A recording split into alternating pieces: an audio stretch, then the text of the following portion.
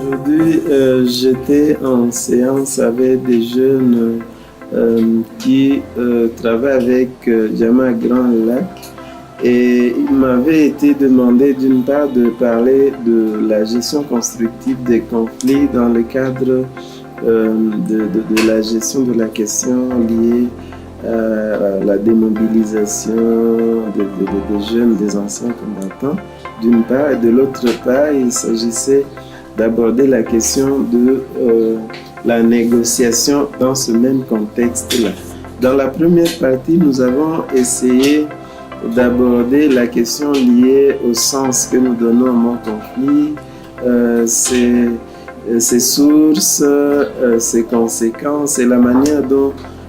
les conflits peuvent être transformés de façon positive pour essayer non seulement de construire la paix, mais aussi de la consolider en partant de l'expérience même de ces anciens combattants qui doivent être réintégrés au sein de la société et participer à l'édification de la paix. Ainsi, en faveur de ces médiateurs communautaires, il était question d'aborder certaines stratégies pour analyser, comprendre à fond et résoudre pacifiquement des conflits au sein de leurs communautés respectives. Dans la deuxième partie,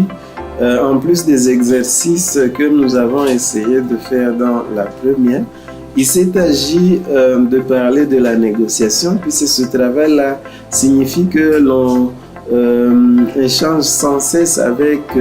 ceux qui doivent être démobilisés et puis réintégrés dans la société. C'est une négociation continuelle, même lors et au cours de l'intégration. Alors, nous avons essayé de parler de ce qu'est la négociation, comment l'on procède, les différentes étapes pour une négociation réussie, mais aussi des stratégies et techniques qui convient que ces médiateurs puissent utiliser pour effectivement impliquer ces anciens combattants dans l'édification de la paix. Eh bien, l'erreur courante, c'est que c'est de partir d'abord d'un objet que l'on maîtrise moins ou que l'on ne maîtrise pas du tout. C'est-à-dire, on ne prend pas soin d'analyser les racines de problèmes, de conflits. Nous nous attaquons beaucoup plus aux conséquences alors qu'il faut partir des racines, des causes véritables et non pas les causes seulement apparentes. Alors cela fait à ce que nous trouvions de bonnes solutions à des faux problèmes. Et raison pour laquelle il y a la renaissance et la résurgence de mêmes conflits qui ont été